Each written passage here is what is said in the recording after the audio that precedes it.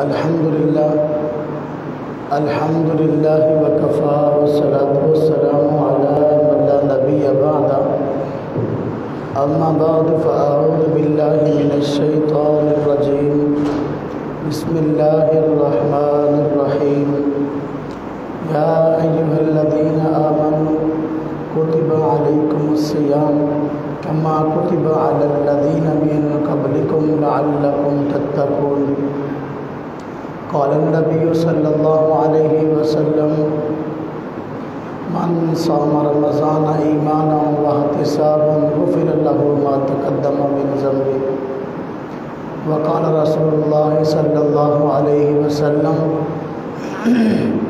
من قام رمضان ایمانا واحتسابا غفر له ما تقدم من ذنبه آمنت باللہ صدق اللہ العظیم وصدق رسوله النبی الکریم ونحن على ذلك من الشاہدین والشاکرین والحمد للہ رب العالمین اللہم صلی علی محمد وعلى آل محمد كما صلیت علی ابراہیم وعلى آل ابراہیم انک حمید مجید اللہم بارک علی محمد وعلى آل محمد كما باركت على إبراهيم وعلى آل إبراهيم إنك حميد مجيد۔ جیسا کہ ہم سب حضرات یہ بات جانتے ہیں کہ شعبان المعظم کا مہینہ اپنے اختتام کو پہنچ رہا ہے اور کچھ ہی دنوں کے بعد رمضان المبارک کا بابرکت مہینہ شروع ہونے والا ہے، اور رمضان المبارک کے بابرکت مہینہ میں اللہ رب العزت نے ہم سب کو دو عظیم نعمتیں عطا فرمائی ہیں، جن میں سے ایک کا نام روزہ ہے اور دوسری کا نام تراویح ہے۔ روزے کا عطا ہونا یہ بھی نعمت ہے، تراویح کا عطا ہونا یہ بھی نعمت ہے۔ اللہ رب العزت نے قرآن کریم میں روزے کا حکم دیا ہے۔ اللہ پاک فرماتے ہیں یا ایھا الذین آمنوا، اے ایمان والو، کتب علیکم الصیام، تم پر روزے فرض کیے گئے، کما کتب علی الذین من قبلکم، جیسا کہ روزے تم سے پہلے لوگوں پر فرض کیے گئے تھے، لعلکم تتقون، تاکہ تم پرہیزگار بن جاؤ۔ اللہ رب العزت نے قرآن کریم کی اس آیت میں روزے کو ہم پر فرض فرمایا ہے اور اس کا حکم ہم پر لاگو کیا ہے۔ دوسری آیت میں اللہ رب العزت فرماتے ہیں فمن شاہد منکم الشہر فلیصم، جو بندہ رمضان مبارک کے مہینے کو پائے، یعنی اس کو زندگی کی اتنی مہلت ملے کہ رمضان اس کی زندگی میں آئے تو وہ رمضان مبارک کے مہینے کے روزے رکھے۔ رمضان مبارک کے مہینے کا روزہ رکھنا یہ نہ صرف یہ کہ ہمارے لیے فرض ہے، بلکہ یہ اسلام کے بنیادی ارکان میں سے ہے۔ حضور نبی پاک صلی اللہ علیہ وسلم نے ارشاد فرمایا ہے اسلام کی بنیاد 5 چیزوں پر ہے۔ نمبر 1، اللہ رب العزت کے ایک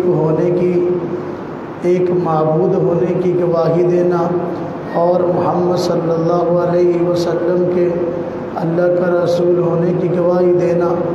نمبر 2، نماز کو قائم کرنا۔ نمبر 3، زکوٰۃ کو ادا کرنا۔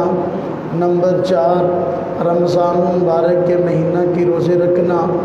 نمبر 5، اگر بیت اللہ کا حج کرنے کی استطاعت ہو تو حج کرنا۔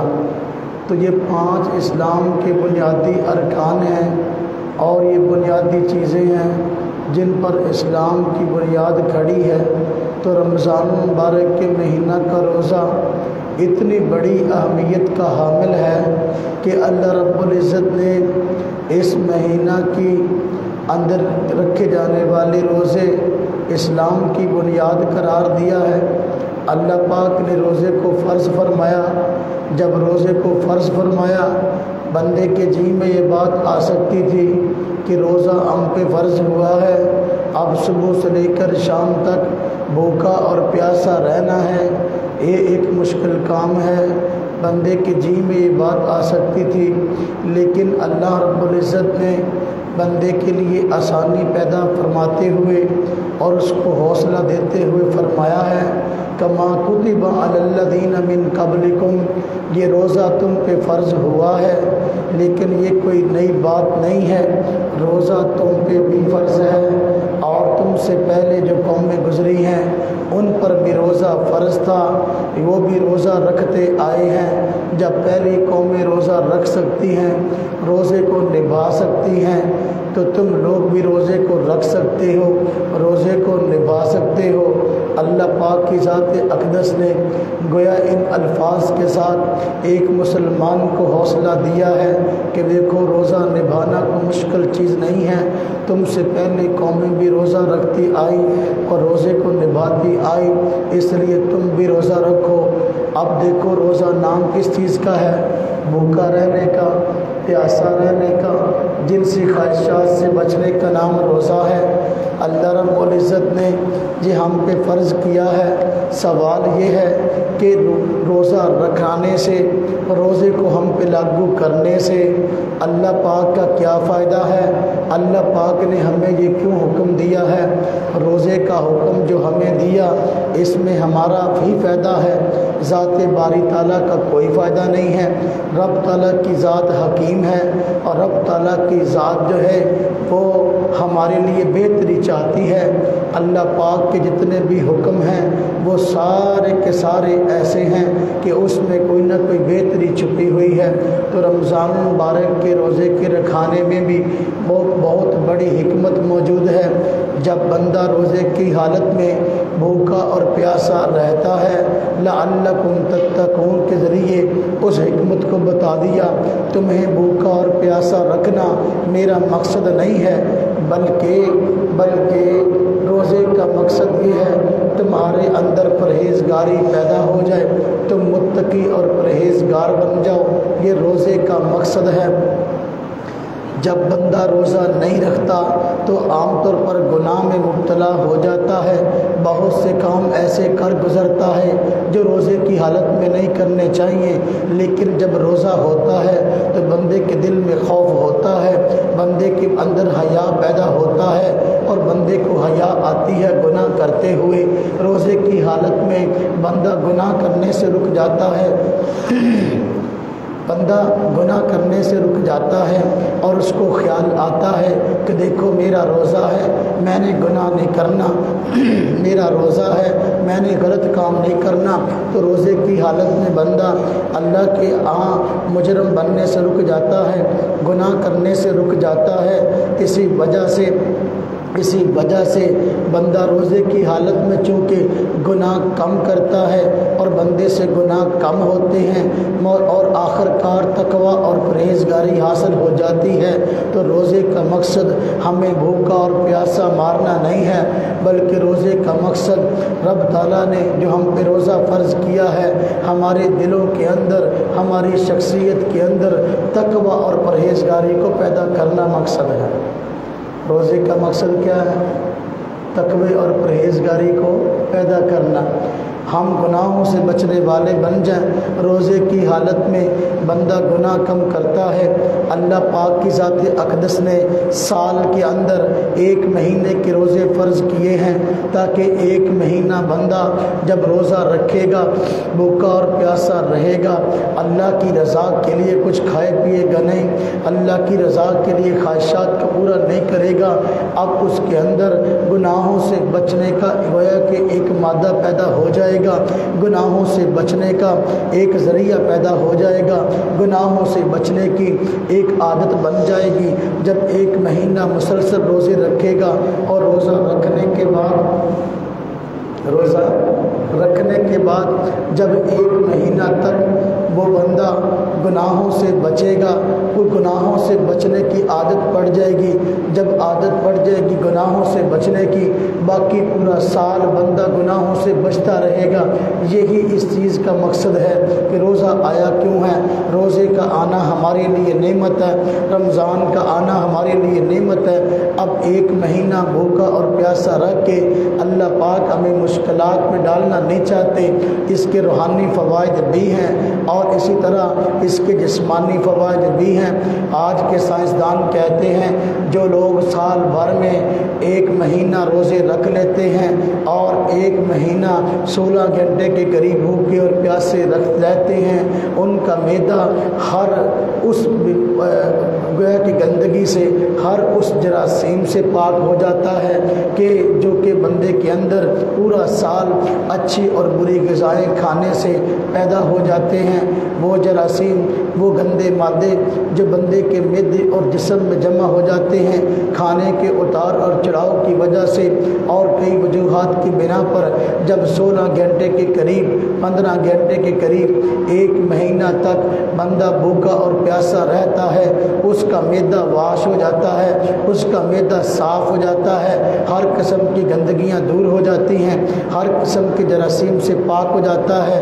اب اور معدہ جو ہے طاقتور ہو جاتا ہے اور آئندہ کام کرنے کے لیے اس کو مزید بہتری پیدا ہو جاتی ہے۔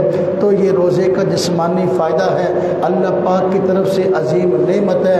جو لوگ روزہ رکھتے ہیں اللہ رب العزت کی طرف سے ان کا معدہ واش ہو جاتا ہے۔ روزہ رکھنے کی برکت سے اگلے پورے 11 مہینے روزہ رکھنے کی وجہ سے معدہ طاقتور ہو جاتا ہے اور غذاؤں کے کھانے میں آئندہ اور زیادہ مزہ آتا ہے۔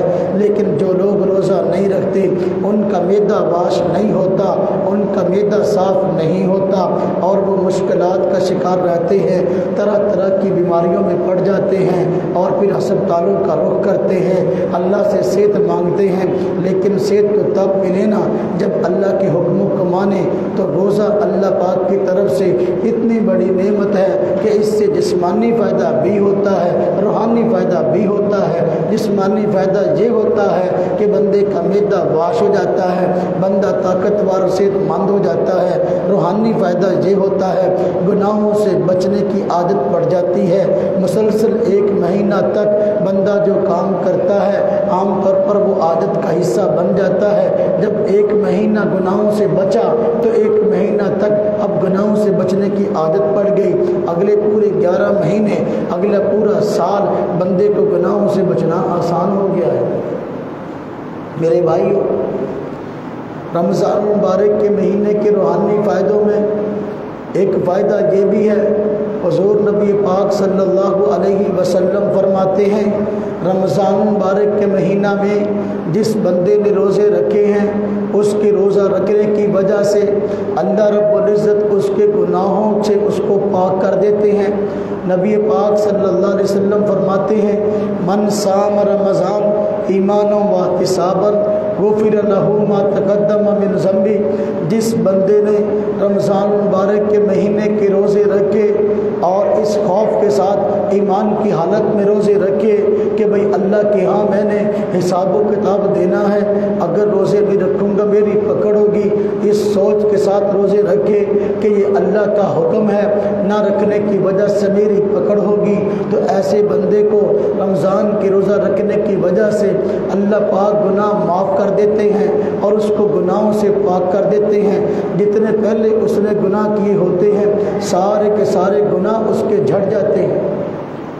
حدیث پاک میں آتا ہے کہ جب بندے پورا مہینہ روزہ رکھ لیتے ہیں اور پھر عید کی نماز پڑھنے کے لیے عیدگاہ میں جاتے ہیں تو عیدگاہ میں جاتے ہیں کہ عید کا دن ان کے لیے انعام ملنے کا دن ہے۔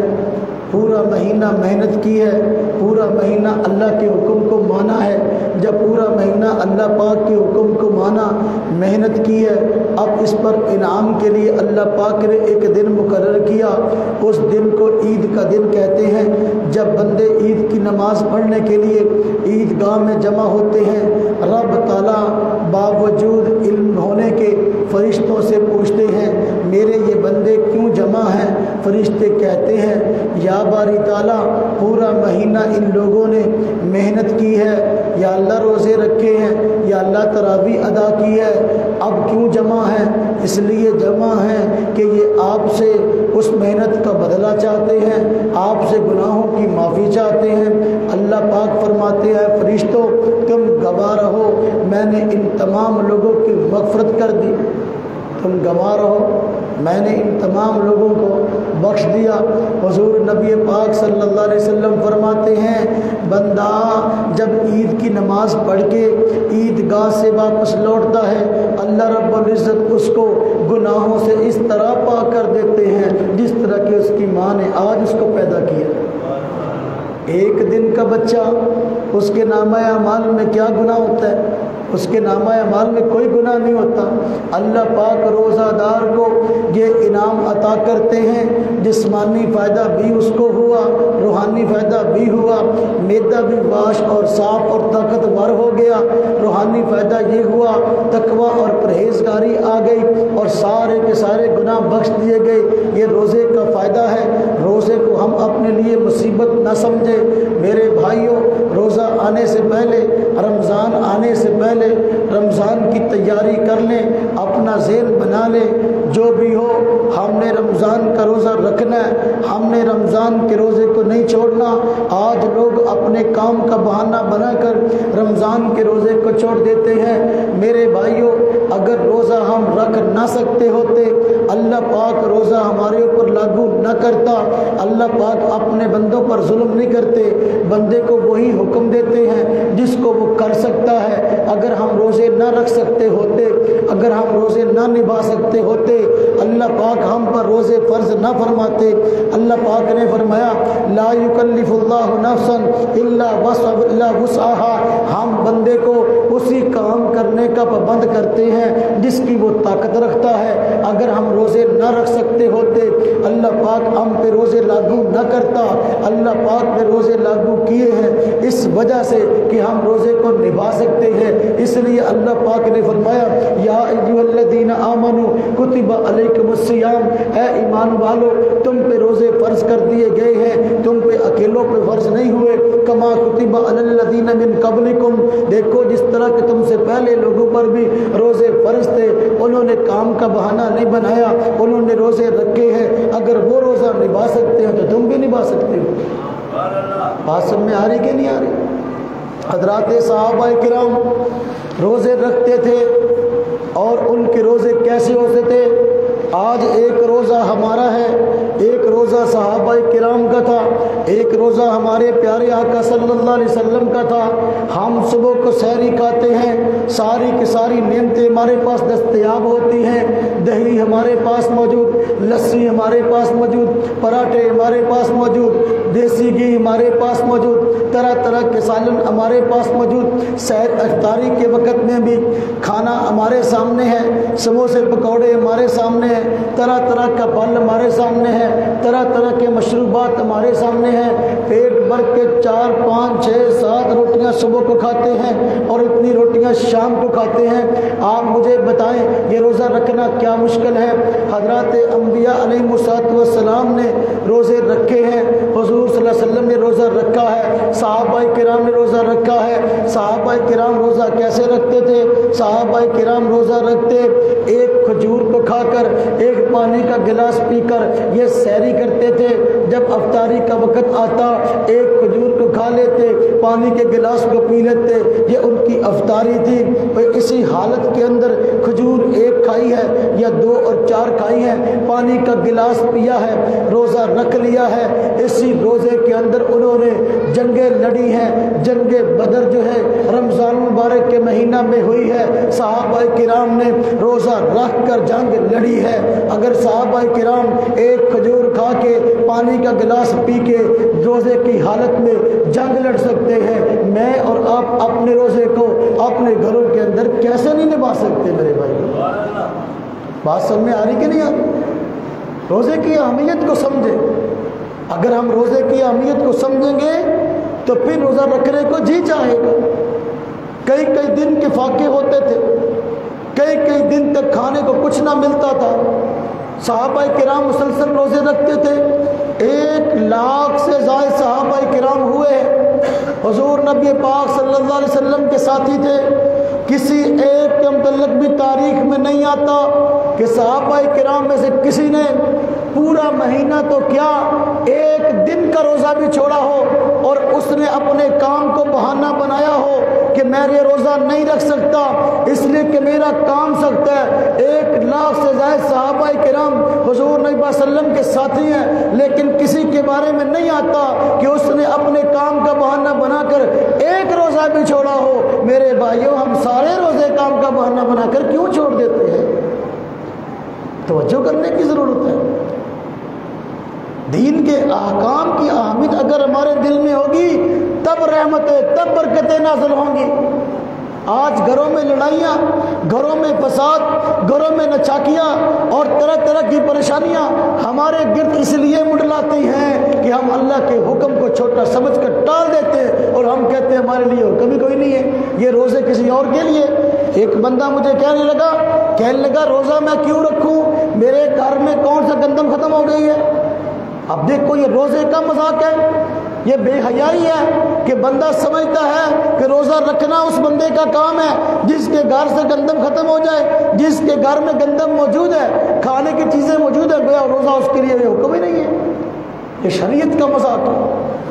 تو روزہ اللہ پاک کی طرف سے عظیم نعمت ہے، اللہ پاک نے ہمیں عظیم نعمت کے طور پہ عطا کی ہے موبائل دینا، موبائل۔ تو دوسری نعمت جو اللہ رب العزت نے ہم کو عطا فرمائی ہے وہ تراویح کی ہے۔ دن کے وقت روزہ رکھیں، رات کے وقت تراویح ادا کریں۔ تراویح کا ادا کرنا یہ بھی اجر اور ثواب کی بات ہے اور یہ بھی ہمارے لیے ایک عظیم نعمت ہے۔ اللہ پاک نے ہمیں اپنے آگے کھڑا ہونے کی توفیق عطا فرما دی۔ رمضان المبارک کے مہینہ میں دوسری نعمت تراویح والی اللہ پاک نے دی ہے۔ اللہ پاک چاہتے ہیں بندے دن کے وقت روزے رکھے، رات کے وقت مصلی پہ کھڑے ہو کے سب بنا کے میرے آگے کھڑے ہوں۔ اللہ پاک تراویح چاہتے ہیں، اللہ پاک تراویح سے پسند کرتے ہیں، تراویح سے خوش ہوتے ہیں۔ حضور نبی پاک صلی اللہ علیہ وسلم نے فرمایا، من قام رمضان ایمانا و احتسابا غفر له ما تقدم من ذنبی۔ جس بندے نے رمضان المبارک کے مہینے میں تراویح ادا کی ہے اور ایمان کی حالت میں ادا کی ہے اور حساب و کتاب کے خوف سے پڑھی ہے، اللہ پاک سے ڈرتے ہوئے پڑھی ہے، اللہ پاک اس کی تراویح کی برکت سے جو رمضان کے مہینے میں پڑھتا ہے اس کے سارے کے سارے گناہوں کو معاف فرما دے۔ تراویح کے پڑھنے میں مشقت تو ہے لیکن انعام کتنا بڑا ہے، انعام کو بھی تو دیکھیں نا جی۔ تراویح پڑھتے ہوئے 1 گھنٹہ لگتا ہے، آدمی فرض نماز تراویح وطروں سے فارغ ہو جاتا ہے، لیکن تراویح کو جو بندہ اپنے لیے مشقت سمجھتا ہے گویا کہ وہ اللہ پاک سے اپنے گناہوں کو بخشوانا ہی نہیں چاہتا۔ حضور نبی پاک صلی اللہ علیہ وسلم کا عام حالات میں معمول تھا کہ آپ رات کے وقت گئی رات تک تہجد کے وقت بہت بڑا لمبا قیام کرتے تھے، اللہ رب العزت کی اس قدر عبادت کرتے تھے، اتنا لمبا کھڑا ہوتے تھے نماز کے لیے کہ آپ کے پاؤں مبارک پر ورم آ جاتا تھا، آپ کے پاؤں مبارک سوج جاتے تھے۔ حضرت عائشہ رضی اللہ تعالیٰ عنہ نے ایک مرتبہ فرمایا، عرض کیا یا رسول اللہ صلی اللہ علیہ وسلم، آپ تو بخشائی ذات ہیں، پھر آپ کو اتنی محنت اور مشقت کرنے کی کیا ضرورت ہے کہ آپ رات کے وقت اتنی لمبی نماز پڑھتے ہیں، اتنا لمبا رکوع کرتے ہیں، اتنا لمبا سجدہ کرتے ہیں، حتیٰ کہ پاؤں مبارک سوج گئے، پاؤں مبارک پہ ورم آ گیا ہے، آپ تو بخشائی ذات ہیں، آپ کے نامہ اعمال میں بڑی نیکیاں ہیں، کسی کے نامہ اعمال میں اتنی نیکیاں نہیں ہیں۔ حضور نبی پاک صلی اللہ علیہ وسلم نے بہت زبردست جواب عنایت فرمایا، عائشہ کیا میں اللہ پاک کا شکر گزار بندہ نہ بنوں؟ اللہ کی عبادت کر کے اللہ پاک کے آگے کھڑے ہو کر یہ میری کیفیت اگر ہو گئی ہے، پاؤں مبارک سوج گئے ہیں، تو میں اللہ کا شکر گزار بندہ بننا چاہتا ہوں۔ میرے بھائیوں، اگر حضور نبی پاک صلی اللہ علیہ وسلم کو رات کو نماز پڑھنے کے لیے اتنا لمبا قیام کرنے کی ضرورت تھی اور اللہ کا شکر گزار بندہ بننا چاہتے تھے، میں اور آپ اللہ کا شکر گزار بندہ نہیں بننا چاہتے؟ ہم کیوں نہیں بننا چاہتے؟ یہ رمضان کی بات نہیں ہے، یہ رمضان کے علاوہ کی بات ہے۔ جب رمضان کا مہینہ آتا، حضور نبی پاک صلی اللہ علیہ وسلم حضرت سیدہ عائشہ رضی اللہ عنہ فرماتی ہیں پہلے سے کہیں بڑھ کر مشقت فرماتے تھے، اور رمضان کا مہینہ آتا اپنی کمر مبارک کو کس لیتے، اور پورا رمضان کا مہینہ فرماتی ہیں کہ اپنی کمر مبارک بستر پہ نہیں لگاتے تھے۔ رمضان کا مہینہ پورے کا پورا اپنی کمر مبارک بستر پہ نہیں لگاتے تھے۔ یہ رمضان کی عزت اور قدر ہے۔ 2 مہینے پہلے ہی رمضان مبارک کے مہینے کو پانے کی خواہش فرماتے تھے، اللہم بارک لنا فی رجب و شعبان، اے اللہ رجب اور شعبان کے مہینے کو ہمارے لیے بابرکت بنا دیجئے، وبلغنا رمضان، یا اللہ اتنی زندگی میں مہلت عطا فرمائیے ایک مرتبہ پھر رمضان کے مہینے کو دیکھ سکوں۔ یہ کون فرماتے تھے؟ میرے اور پیارے آقا حضرت محمد مصطفیٰ صلی اللہ علیہ وسلم۔ اگر حضور کی ذات 2 ماہ پہلے رمضان المبارک کو پانے کی خواہش کا اظہار فرما رہے ہیں، آپ کو رمضان کے مہینے کی ضرورت ہے، مجھے اور آپ کو رمضان کی نعمتوں کی کس قدر ضرورت ہوگی؟ اس بات کا اندازہ لگا۔ آج بعض دفعہ شیطان بندے کو روزہ رکھنے سے روکتا ہے، تجھے فلاں کام، تجھے فلاں کام، فلاں مسئلہ روزہ چھوڑ دے۔ بندہ روزہ چھوڑ دیتا ہے، صحت مند ہٹا کٹا نوجوان ہے لیکن روزہ نہیں رکھتا، خام خواہ کے بہانے بنائے۔ اسی طرح بسا اوقات شیطان بندے کو تراویح ادا کرنے سے روک دیتا ہے، چلو روزہ رکھ لیا تراویح کو چھوڑ دو۔ میرے بھائیوں، جس طرح روزہ بندے کے گناہوں سے معافی کا ذریعہ ہے، اسی طرح تراویح بھی گناہوں سے معافی کا ذریعہ ہے، اس لیے روزہ بھی رکھو، تراویح بھی پڑھو۔ اگر روزہ نہیں رکھتے، اس میں کوتاہی کرتے، اللہ کے ہاں مجرم ہے، تراویح ادا نہیں کرتے، اس میں کوتاہی کرتے، اللہ کے ہاں مجرم ہے۔ دیکھو جس طرح کے روزہ دار 2 طرح کے ہیں، ایک بندہ وہ جو روزہ رکھتا ہی نہیں ہے، یہ تو بالکل خالی ہے رحمت سے۔ بسوں کا دوسرا بندہ روزہ رکھ لیتا ہے لیکن روزے کے اندر جن کاموں سے رکنے کا حکم ہے رکتا ہی نہیں ہے۔ روزے کا مقصد تقویٰ پرہیزگاری ہے، روزے کے اندر گناہ نہیں کرنا، روزے کے اندر جھوٹ نہیں بولنا، روزے کے اندر خیانت نہیں کرنی، روزے کی حالت کے اندر چغلی نہیں کرنی، روزے کی حالت کے اندر بہتان نہیں لگانا، روزے کی حالت کے اندر حرام نہیں کمانا۔ آپ یہ اگر بندہ روزہ رکھ کے یہ سارے کام کرتا ہے، روزے کی روحانیت چلی جاتی ہے۔ بعض لوگ یہ روزہ رکھتے ہیں لیکن روزے کی حالت میں گناہ نہیں چھوڑتے، حالانکہ روزے کا مقصد تو گناہوں کو چھوڑنا ہے۔ میرے بھائی، روزے کی حالت میں چغلی نہ کرو، جھوٹ نہ بولو، غیبت نہ کرو، بہتان کسی پہ نہ لگاؤ، امانت میں خیانت نہ کرو، وعدے کی خلاف ورزی نہ کرو، کسی آدمی سے دشمنی نہ رکھو، کسی مسلمان سے لڑو نہ، کسی مسلمان کو نقصان نہ پہنچاؤ، اپنی روزی کو حلال ذریعے سے کماؤ، پھر روزے کا وہ فائدہ حاصل ہوگا جو کہ ہونا چاہیے۔ تراویح کے مسئلے میں 2 طرح کے لوگ ہیں، بعض لوگ وہ ہیں تراویح پڑھتے نہیں ہیں، اور بعض ہیں تراویح پڑھتے ہیں لیکن عجیب بات شیطان نے ان کے دل میں ڈال رکھی ہے کہ تراویح جو ہے بجائے پوری پڑھنے کے 20 پڑھنے کے تھوڑی پڑھ لیا کرو۔ بسا اوقات یہ بات دین کے نام پہ لوگوں کو بتائی جاتی ہے کہ بھئی تراویح 20 نہ پڑھو بلکہ 8 پڑھ لو۔ میرے بھائیوں، حضور نبی پاک صلی اللہ علیہ وسلم نے تراویح 20 پڑھی ہیں، صحابہ کرام نے 20 پڑھی ہیں۔ جب سے اسلام آیا، حرمین کے اندر، مکہ مکرمہ، مسجد حرام کے اندر، مسجد نبوی کے اندر، اس وقت سے لے کر آج تک 20 تراویح ہو رہی ہیں۔ جب 20 تراویح پڑھی جا رہی ہیں، کوئی بندہ دین کے نام پہ، کوئی بندہ تحقیق کے نام پہ، کوئی بندہ کسی اور عنوان سے اگر آپ کو کہتا ہے تراویح 20 نہ پڑھو بلکہ 8 پڑھ لو، یہ بھی ایک دھوکہ ہے۔ رمضان المبارک کے مہینے کے اندر اپنے ثواب میں کمی کرنے کی ایک بہت بڑی جرت ہے اور ثواب سے محروم کرنے کی لوگوں کے یہاں بہت بڑی سازش ہے۔ تراویح پوری پڑھو، 20 پڑھو، اس لیے کہ جب سے اسلام آیا تراویح 20 پڑھی جاتی رہی ہیں۔ حضرت عبداللہ بن عباس رضی اللہ تعالی عنہ صحابی رسول ہیں، وہ خود روایت کرتے ہیں، مصنف ابن ابی شیبہ میں روایت ہے، امام بخاری کے استاد کی کتاب میں، کہ حضور نبی پاک صلی اللہ علیہ وسلم 20 تراویح پڑھا کرتے تھے۔ صحابی رسول حضرت جابر بن عبداللہ رضی اللہ تعالی عنہ روایت کرتے ہیں، تاریخ جرجان کے اندر کہ حضور نبی پاک صلی اللہ علیہ وسلم 20 تراویح پڑھا کرتے تھے۔ میرے بھائیو 8 تراویح کسی حدیث سے ثابت نہیں ہے۔ جو بندہ آپ کو 8 کی بات کرتا ہے اس کے پاس کوئی حدیث موجود نہیں ہے۔ تاریخ کی کتابوں میں، حدیث کی کتابوں میں کوئی معتبر ایسی روایت موجود نہیں ہے جس سے یہ بات ثابت ہو حضور نبی پاک صلی اللہ علیہ وسلم 8 رکعت نماز تراویح پڑھا کرتے تھے۔ کوئی حدیث موجود نہیں ہے۔ بس اوقات بندے جب ہم ان سے دلیل مانگتے ہیں 8 تراویح پہ دلیل دو تو وہ دلیل یوں دیتے ہیں، حدیث میں ان کے پاس کوئی ایسی حدیث تو موجود نہیں ہے ذخیرہ احادیث کے اندر کہ جس میں تراویح کا لفظ ہو اور 8 تراویح کا تذکرہ ہو۔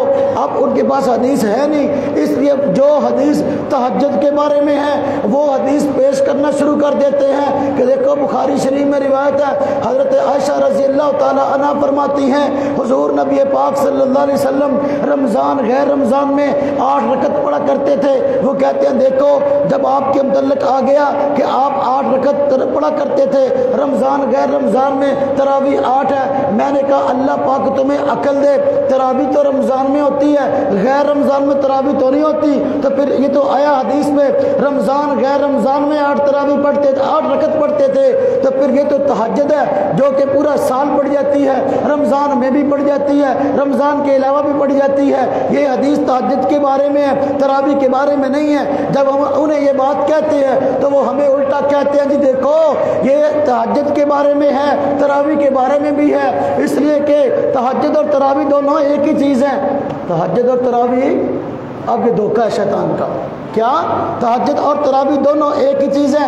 حالانکہ ایسی بات نہیں ہے، تہجد الگ نماز ہے، تراویح الگ نماز ہے۔ اگر یہ دونوں ایک نمازیں ہوتی ان کا نام الگ الگ نہ ہوتا، ایک کا نام تہجد ہے ایک کا نام تراویح ہے، نام کا الگ ہونا نمازوں کے الگ ہونے پہ دلیل ہے، ان کا وقت بھی الگ الگ ہے۔ دیکھیں تراویح عشاء کے بعد پڑھی جاتی ہے، تہجد رات کے آخری حصے میں پڑھی جاتی ہے، یہ وقت میں فرق ہے۔ اسی طریقے سے آپ دیکھیں تہجد کی جو نماز ہے اس کی 2 رکعتیں پڑھی جاتی ہیں، کتنی پڑھی جاتی ہیں؟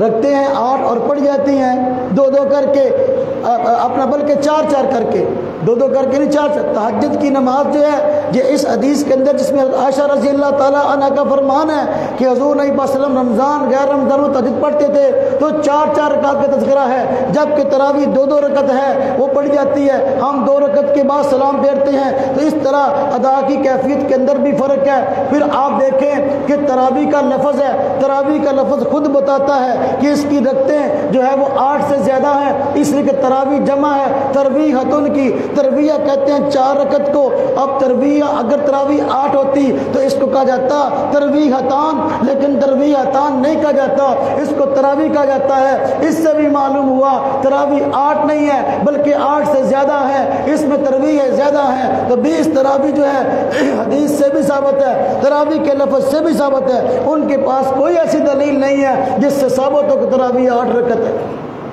میرے بھائیو یہ دھوکہ ہے، تہجد اور تراویح ایک بات ہو۔ اب دیکھو تراویح کے متعلق آتا ہے حضور نبی پاک صلی اللہ علیہ وسلم نے تراویح 3 دن پڑھی ہے جماعت سے، باقی اکیلے پڑھتے رہے ہیں۔ وجہ اس کی یہ تھی کہ اگر جماعت سے مسلسل پڑھاؤں گا امت مسلمہ پر فرض ہو جائے گی، فرضیت سے بچنے کے لیے آپ نے جماعت 3 دن کروائی ہے، لیکن جماعت آپ کی خواہش تھی۔ حضرت سیدنا عمر بن خطاب رضی اللہ تعالی عنہ نے اس خواہش کو پھر پورا فرمایا، اپنے دور کے اندر تراویح پورا مہینہ جاری فرمائی ہے۔ جس طرح حضور کی سنت پر عمل کرنے کا حکم ہے علیکم بسنتی، اسی طرح خلفائے راشدین کی سنت پر عمل کرنے کا حکم ہے، وسنت خلفائے راشدین مہدیین، حضور نے فرمایا میری سنت پر عمل کرو، خلفائے راشدین کی سنت پر عمل کرو۔ حضرت عمر رضی اللہ عنہ نے تراویح جو ہے وہ کوئی الگ نہیں پڑھائی حضور سے، تراویح حضور بھی 20 پڑھاتے تھے اور حضرت عمر بھی 20 پڑھاتے تھے، لیکن فرق کیا ہے؟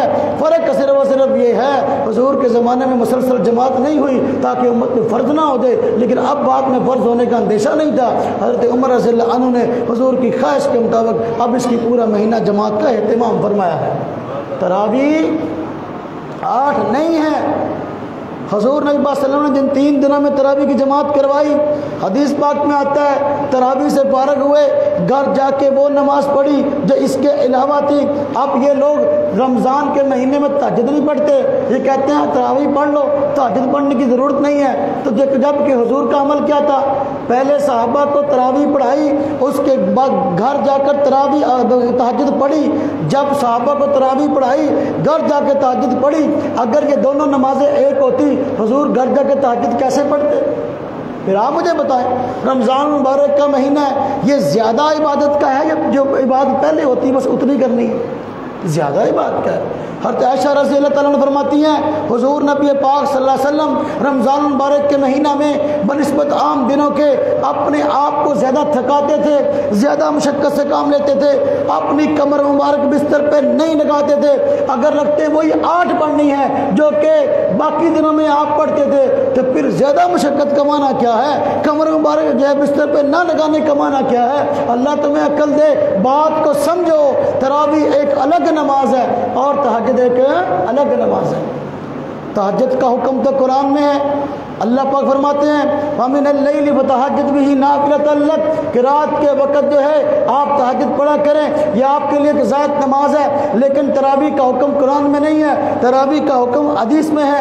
آپ صلی اللہ علیہ وسلم فرمایا کہ دیکھو دن کا روزہ اللہ پاک نے تم پر فرض کیا ہے، وَسَنَنْتُ لَكُمْ قِيَامَهُ، لیکن اس کے رات کا قیام یعنی رات کی تراویح وہ میری سنت ہے، وہ میری فرق واضح ہو گیا۔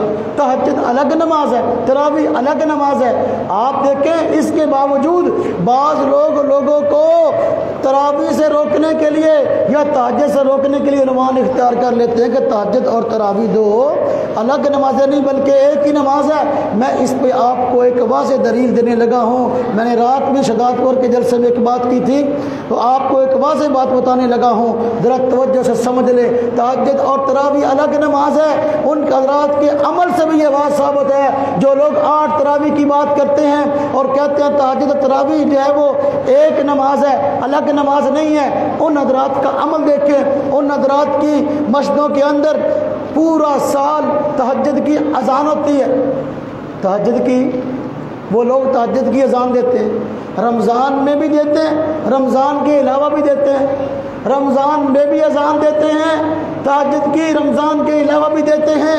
میرے بھائیوں، اگر تہجد اور تراویح ایک نماز ہے، تہجد اور تراویح ایک نماز ہے، آپ جانتے ہیں اذان پہلے ہوتی ہے اور نماز اس کے بعد ہوتی ہے۔ اب اگر تہجد تراویح ایک ہی نماز ہے تو پھر تم نے عشاء کے بعد جب تراویح پڑھی، تمہاری بقول تمہارے تہجد بھی ہو گئی، تو تمہیں چاہیے تھا کہ تم پہلے عشاء کی اذان دیتے، عشاء کی اذان دینے کے بعد عشاء کے فرض پڑھتے، اس کے بعد دوبارہ تہجد کی اذان دیتے، اس کے بعد تراویح پڑھتے، کہ پہلے اذان ہوتی ہے بعد میں نماز ہوتی ہے۔ تمہاری عقل ماری گئی، تم یہ کرتے ہو، نماز پہلے پڑھ لیتے ہو، اذان رمضان کے مہینے میں پھر سحری کے وقت دیتے ہو۔ یہ کون سی نماز ہے جس کی نماز پہلے ہو جائے اذان بعد میں ہو؟